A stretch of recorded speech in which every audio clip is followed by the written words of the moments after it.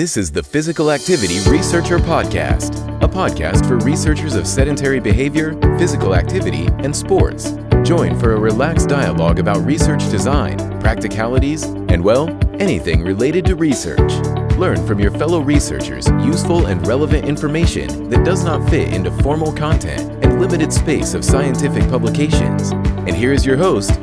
Welcome everyone. This is the Meaningful Sport podcast, and I am your host, Noora Ronkainen. Meaningful Sport is a series of discussions on the why and how involvement in sport and physical activity can be an important part of a life worth living. We will also explore threats to meaningful engagement in sport and movement culture practices and ask questions about what we can learn about the human condition through our involvement in sport. The guests are leading scholars in human and social sciences of sport who share their explorations in a scholarly as well as a personal context. If you are interested in the theme, you might also want to check out meaningfulsport.com. There you can find podcast show notes, read a blog, and access many resources for further explorations of meaningful sport. Today's episode continues explorations of meaning and value of physical education in young people's lives that were initiated in a previous episode on Meaningful Physical Education project launched by Deirdre Cronin and Tim Fletcher. Today, our discussion is shaped by a critical perspective, and there will be some critical discussions on some of the well-established ideas, such as fun as an essential element of good PE, and whether and how sport supports positive youth development. Our guest is the founder and director of the Center for Physical Education, Sport and Activity that sits in the School of Education at Kingston University. The center's mission is to make physical education, sport and physical activity meaningful, relevant, and wonderful for all young people by aligning excellent teaching, research, and practice.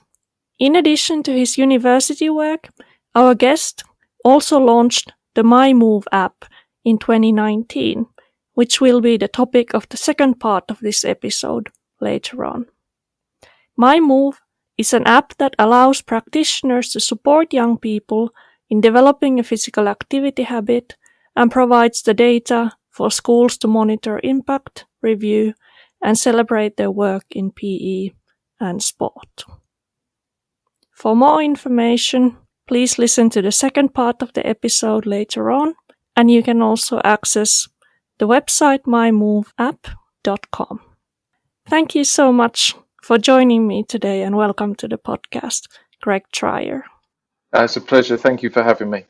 You've done so much different work in physical education for a very long time, from doing the actual teaching yourself to then educating physical education teachers. So it would be really nice to have as a start for our discussion just some reflections on your journey in physical education and how your thoughts and your philosophy around that has developed over the years. Well, yeah, that's a big question. And I guess certainly in the UK, we're not the best at reflecting, at talking about our journeys.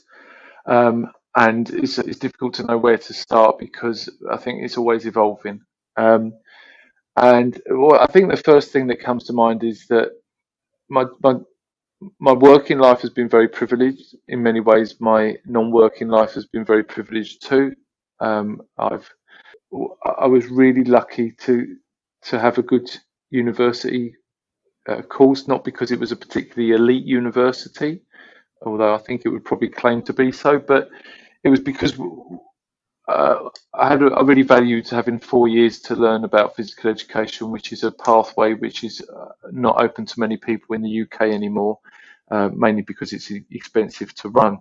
So during that time, I think that really laid the foundation for my future work. And I knew that I wanted to work in inner London. I was originally from London, and I went to university out of London, and I wanted to return specifically to working in inner London, which, looking back, I get now the sort of traditions that I was following, and I would indeed critique some of those traditions around. I think it's born partly out of philanthropy, I guess, if I'm honest, looking back, and I think some of that's a little bit, but it's paternalistic and potentially patronising now. So whether me now would have made the same decisions for the same reasons as me at 20 something, I don't know. So I then went to work in inner London, and that really shaped my thinking. I learnt very, very quickly. I always maintain that I probably learnt far more from the young people I was meant to be teaching than what they learnt from me. One of the things at the time of working in inner London is that teachers' careers tended to progress quickly, if not a bit too quickly. So very early in my career, I was managing a team and managing a curriculum area, and I had to come to grips with really early thinking around, well, what's relevant to the young people who were leading a very different life to the life I was having at their age, in every respect. And that's why I say I learned much more about what's relevant in their life. And I didn't necessarily get it all right. I think the last few years of my 16 years teaching in London, I think I got much better, maybe even quite good at it. And then I moved into teacher education at university, also in the middle of London, and then moved to my current position 4 years ago at Kingston University. And on the way, when I stopped teaching in schools, my partner and I, we both had young kids, and I was professionally really interested in the big conversation at the time. We're talking about the 2005 to 2009, lots of conversation, lots of work coming through on movement competency and what merged into physical literacy, but I was really interested in how children learn to move and about transferable movement patterns. And I'm still reasonably interested in that. I think we might have overplayed it a little bit. My thinking has moved on. But I thought at the time we can unlock the wonders of physical activity by ensuring that young children learn to move better. As I say, I still think that's a key part of the jigsaw. I think there's other bits that are very, very important too. So we started working in a private capacity, because that's the only way we could do that. And we started looking at what programs would look like, with working with 3 to 7 year olds originally. So very different to the secondary school young people I was working with. And we would just hire halls, and I would just try lots of different approaches that tried to blend a pedagogy that was really driven by play. And I guess what is now referred to, what would now be called purposeful play. So I could sort of make sense of it now that I've been in university for 13 years, and again, another privilege to be paid to read and think and write and teach. And looking back, yeah, what I was doing was purposeful play with clear movement outcomes, and we ran that for 14 years until last year, actually. So I learnt loads working with very young children, and now I've worked with postgrads. So yeah, I've worked with three-year-olds to, I guess, 43-year-olds, if not a bit older occasionally. So yeah, it really has been a privilege, and it continues to be. I continue to talk to really interesting people and learn loads from the community, really. And you mentioned that the idea or concept of play is central to that, and then you mentioned moving to this idea about purposeful play. So maybe you can expand a little bit on what that entails. Yeah, well, like a lot of people move into teacher education and into higher education, I've probably become a much better teacher since I stopped working full time in school. I never really perceived myself. It's a conversation I have with my close team at university about are we still teachers? And my close colleague Alex thinks that it's just transitioned from school to university. Sort of a personal identity is shifted. I've never let go of the fact that it's at the very core of everything we do is being an educator. being a physical educator specifically. And I think, would I say the best? Yeah, I think I'd probably back myself to say the richest environment for learning is a play environment. As a young adult sports person, certainly the contextualized, meaningful activities that that we were given by our coaches were always far better. We had far better intensity. And I'm talking about learning from performance sport, much better intensity as a soccer team when we had playful or play-oriented practices to engage with. And then as a parent, seeing children flourish in play reinforce that. Now, I would be an advocate, and I get that not everyone buys into it, but I'd be an advocate that play should be, and by play I would mean contextualized activities where there's clear, a clear purpose, where it means something. We don't always know what's meaningful to all the kids who are in front in a class, but I think play-based activities, game-based activities, if we want to use a particular pedagogy that refers to particular activity areas, i.e. games, but Richard Light's work in taking that approach and putting it into non-games through positive pedagogy is very much what I would buy into, what I would advocate with the trainees I work with. That's not to say we never come out of games, we never come out of play, we never come out of contextualized practices. I think there has to be a time and a place to do that, but that's driven by the needs of the learners. So yeah, I think play is just so rich in learning possibilities and outcomes. And now I think we don't really need to come out of it. I think it should be the dominant mode well into secondary school. And this is the other thing that, we have lots of conversations about when is it appropriate. And it's almost always associated with very young children. And in the UK, we start children younger than any other nation in Europe with informal education. The young children are in class in 4 or 5 years of age.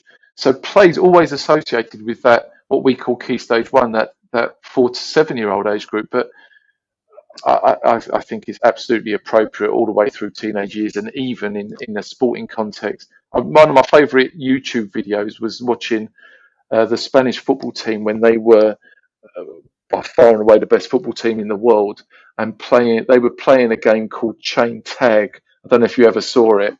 Chain tag in their warm-up. And yeah, of course there's purposeful play, there's change of direction, there's acceleration, deceleration, all the movement competencies that they're drawing upon. It just happens to be being developed in a play-based setting rather than in a decontextualized drill-based context.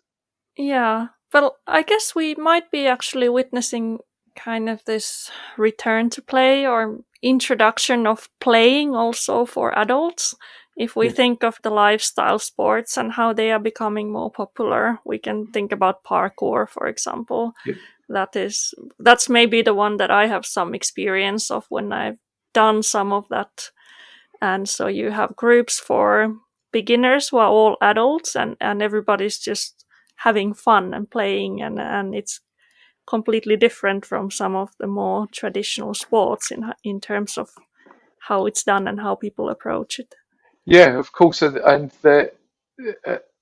think there is a connotation that play can be informal, but I think play can also be quite formalized, and I absolutely accept and agree that adult engagement in physical activity and sport is transitioning. Of course, the pandemic's going to have a huge impact, has had a huge impact. How we come out of that, who knows? But certainly, seeing the rise of less formal engagement, and I'd point to parkrun, not necessarily playful, but much less formal, and the adventure racing and Spartan racing, which is there's something returned to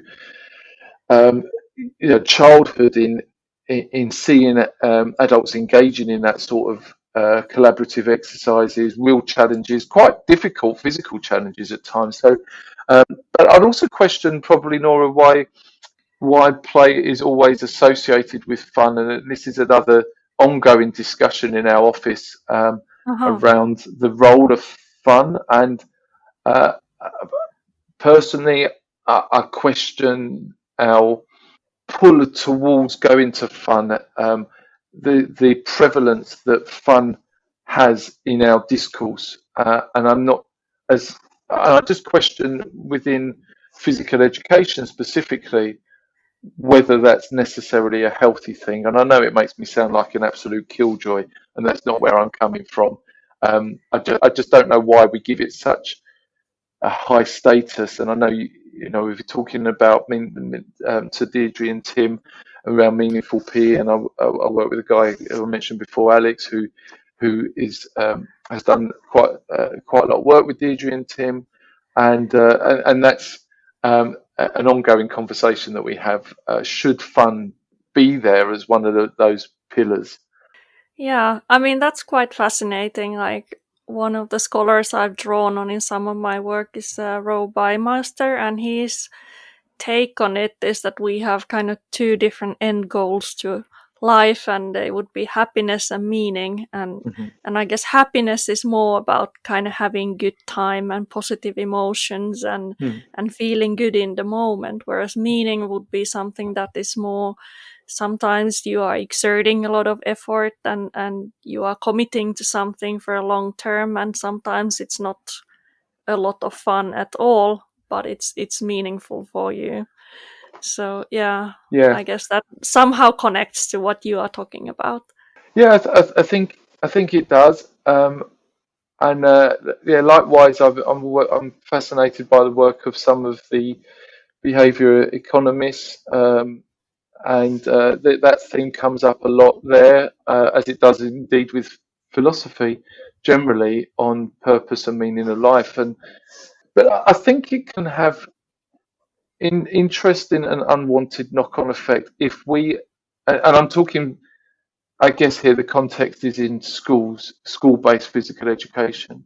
And if we keep attaching ourselves to fun, I wonder whether we keep perpetuating the notion that physical education is relatively low status, something which I think most physical educators are acutely aware of. And I, I, I certainly was, as a teacher, that the work that we do isn't always perceived to be as serious as the work of our colleagues in the math classroom or the science classroom. And I absolutely appreciate that we need to put young people into very positive environments, but I'm not even sure that positive is the same as fun. And I think young people can find meaning, if that's what the title of the podcast. I think they can find meaning in lots of emotional responses, some of which seem to me to be much deeper than fun, which always strikes me as quite a superficial response. And yeah, I know that there's a reasonable amount written on this theme, and I just don't find it a very useful term in that sense. Not only does it give low status, it's very, very hard to define. It's very hard to know what is fun for 7-year-olds, 10-year-olds, 13-year-olds, 15-year-olds. We know fun probably changes during the life course of childhood and adolescence, let alone into adulthood. So, how do I use that as a teacher to create something that is fun? Well, I'm not sure. Look, should the young people be enjoying the learning? Yeah, but surely that's a default. That's a default response for any education. Why would you want to create a task that's void of enjoyment? I don't know, unless, of course, you were teaching young people how to respond emotionally to things in the absence of enjoyment, which is there's probably some valid learning in those messages and in those lessons away from being pulled back to fun. Yeah. Yeah, I mean, yeah, we can problematize what's the value of fun and what it means, but I guess if we start talking about meaning and meaningful Hmm. experience, that would be something that as Deirdre and Tim also in their episode would point out, that that's something that probably physical educators have been striving towards. It's difficult to think of a physical educator who is not striving to facilitate meaningful experiences. But then how does that actually happen, and our understandings of what those meaningful experiences might be, I think there we are quite uncertain about what it is and what should we do around that. So, and now their work is obviously kind of centralizing this question about meaningfulness.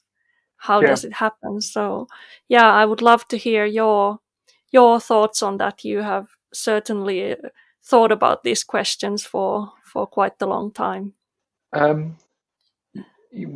I'm flattered that you'd want to hear my thoughts and that you'd want to broadcast them. But what's well, I think it's really, really difficult. Let's start with that. This is challenging and it's complex, and I think it requires deep thought. I think it requires, the thing I love about the meaningful PE work is that it's joined up thinking, it's applied thinking. There's the space for the researcher and the academic, and there's the space for the practitioner to both cross roles and to absolutely collaborate. And I don't think we can have any progress on engaging more young people positively in physical activity until we really until that becomes the absolute default position. I don't think we could really sustain academics doing their things and practitioners doing their thing, and never the two meet. So this is really difficult. And then you've got the huge question of where do we go for inspiration and evidence and research in order to bring that into the space that is PE, because there's one of the things that I've learned in the last few years is we can draw inspiration from so many different fields to contribute to meaningfulness. So one of the big challenges and probably the weaknesses, if we're coming from a critical perspective, starting off with the problematization and then looking at constructive solutions, if there is such a thing as a solution, is that we've been taking policy and practice from such a small cross section of society for so long that has absolutely shaped what physical education has become, how it's constructed, the meaning that's attached to it, the values and the outcomes that are attached to it. I mean, you only have to look at the purpose of study statement. I know this is a bit jargonistic, but in England and Wales there's a national curriculum, and the purpose of study says what is the purpose of PE, and it's one paragraph. It's a 6-7 line paragraph, but highly problematic, and it's born out of a very specific ideology that's both gendered and classed and raced, and it all comes together in those 7 sentences. So what does that mean? Sorry, it's 3 sentences, 7 lines. What does that mean for young people who are not from that gender, class or race background, or who have disabilities, or who just not like the people writing it? So our policy makers and our influences have been, there's a wonderful academic down in Kent called Mike Weed, and we use his work a lot, and he talks about physical education and sport. In fact, he talks more about sport as being driven by evangelism and myopia, that we're short-sighted and we think that we've got this panacea, this all-powerful cure for all ills. So therefore we push a very specific version of it. So how do we find meaning? Well, if we're looking at disciplines, we have to understand the meanings that the young people themselves are bringing, and of course that's going to be born out of their lived experiences. It's going to be born out of their cultural and raced experiences and their gendered experiences. So we have to be expert at so many different things, and we grapple with this and challenge our trainees all the time. They tend to start thinking that a PE teacher has to know loads about the activities that they're teaching. And I'm not saying that they don't. They're actually much better knowing a lot about the activities they're teaching. But that's just a really small part of the story. do you really know loads about the socio and the psychological context in which the learners are coming? Do we really know loads about their meaning making? And that's a hell of a journey to go on with the youngsters. Incredibly fulfilling if and when we get it right. Very challenging, but yeah, if the long term goal, well, not the long term, the universal goal. I've never ever met a physical educator who doesn't pay lip service to their rationale, their purpose is something to do with long term participation. You know, we set our stall out to be a lifestyle subject. We're trying to influence behaviour. Again, you know, we can really problematize that in itself. Is that a valid uh, and a warranted statement? Is it? Do we have authority to want to change behaviour, even though we think that the behaviours that we're trying to peddle are genuinely good? A very difficult question, and I was talking to Andy Vasily last week about that. I mean, are we authorised to actually do that? But let's just assume, for the purpose of the conversation, that we are. That is our job. That's what we're going for. Gosh, what a range of things we need to be expert on if we're going to deliver on that hugely lofty and ambitious goal. It's a bit scary, really. Yeah, absolutely. And I think those are the fundamental questions that we really have to ask in terms of who is in the position of power, and the official discourse, like even if we have all kinds of crises in sport and like the elite sport crisis and all that, still the official discourse is that sport is the source of everything good, or sport, exercise, physical activity, physical education.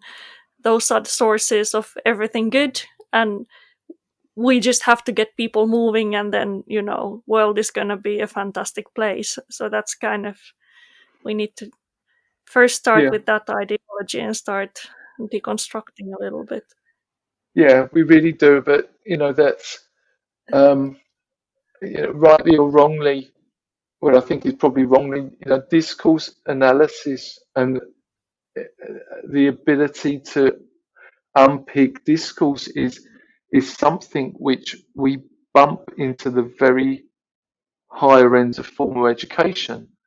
And that, of course, that's not to say people don't express an opinion, don't form opinion, don't have very valid opinions, don't feel uh, do not articulate often really wonderfully well, sometimes much better than academics. That yeah, there is a mismatch between policy and practice. You know, the communities that I used to work with and serve as a teacher, you know, they would know and tell you very clearly when policy didn't meet their needs, or when policy was from a very different place. And it's like, are you joking? Like that's not me. That's not my life. Um, so yeah, people do articulate that because they live that. But as professionals, the way we train teachers to critically analyze and engage with policy and practice, um, I'm not sure. I'm not sure we necessarily get that right. I think we leave it too late. Certainly, academically, we leave it too late. A lot of our trainees would come from typically from sports science first degrees, and I've got nothing against sports science. I don't necessarily think it's the best preparation, or sometimes has anything to do with physical education. But nevertheless, that's where they come from. So, all of a sudden, we're asking them, we're challenging them to think, drawing upon skills of critical pedagogy and critical social science. And you know, as educators ourselves, we obviously need to know what their starting point is, and then how to structure and support them in making sense of it. Otherwise, if we're not careful, we end up talking very, very different languages, and we see very glazed faces in front of us. So yeah, what's the appropriate initial and ongoing conversations? Um, Knowledges that people in the field, whether they're teaching or coaching, I take inspiration for some wonderful practitioners and some wonderful academics But in particular, I've got huge respect for teachers who take themselves, often very self-motivated, are down that self-study route because they're looking at the classes in front of them. And I can relate to this. I think I was in that position and looking and thinking, you know what, something's not working right here. And being able to interrogate that, seek answers or possible answers, and it requires asking the right question in the first place. And I think if I've learned anything over the last few years is asking the question is just so important and sometimes very difficult. As you said, we just go with the flow so much because it's presented as wholly good. And we hardly ever have a conversation. Well, I'm working with a lot of people going into primary education, and they have a woefully inadequate 1 day of PE. So we try and unpick, well, what is PE and what are we doing it for? I've never worked in that context where health and obesity specifically hasn't been flagged up.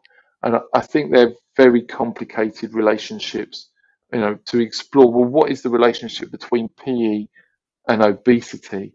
Is there even one? But as you said, it's so embedded in a commonsensical knee-jerk response.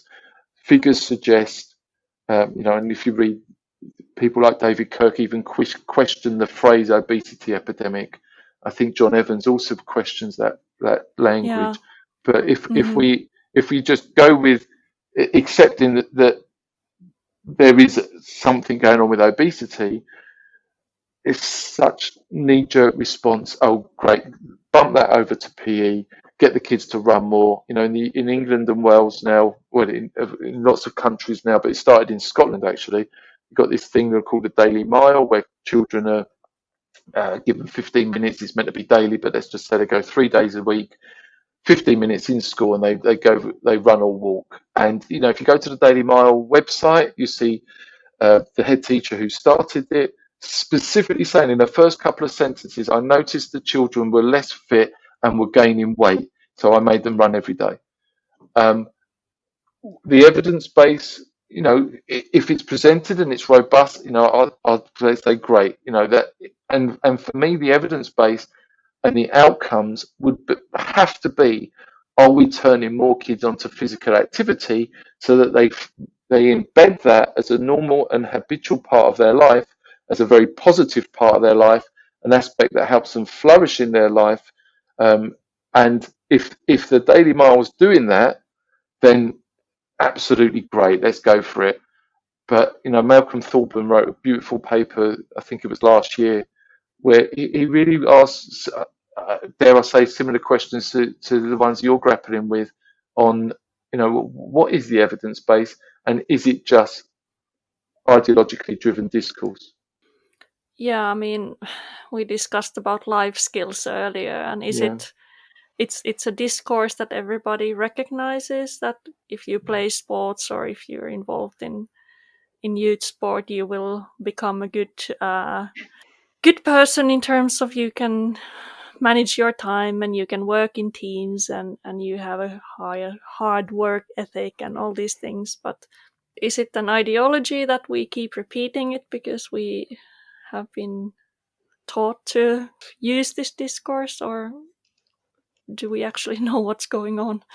Yeah, I mean, I've referred to the national curriculum purpose of study, and the last sentence in it says opportunities to compete in sport and other activities build character and help to embed values such as fairness and respect. So there's a very clear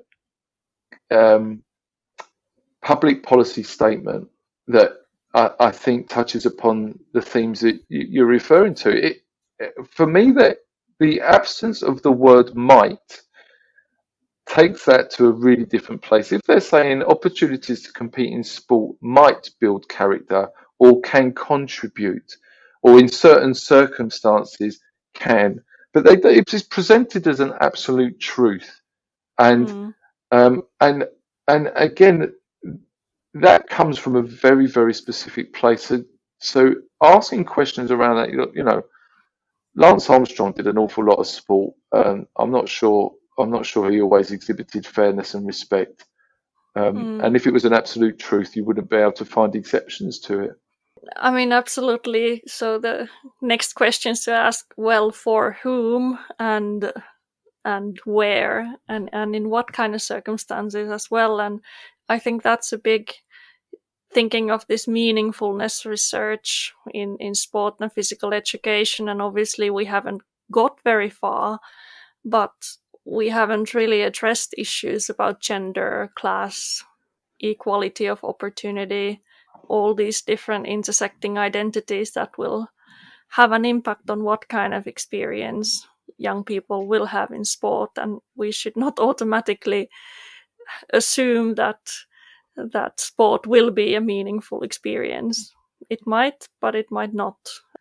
Yeah, absolutely. And people have their own journeys and find their own ways in. And those questions really came to the fore a few years ago when I, I was really intrigued by the work of. It started off with a guy in the UK actually called David Gilbourne, who writes on education from a critical perspective, a critical race perspective, and that led me to explore some of the sources of his inspiration from the US and some wonderful critical educators in the US, in particular a woman called Gloria Ladson-Billin, and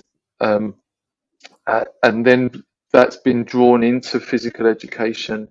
A colleague and friend of mine, Shreehan Lynch, is embracing critical intersectional work in her work, and then Laura Azarito and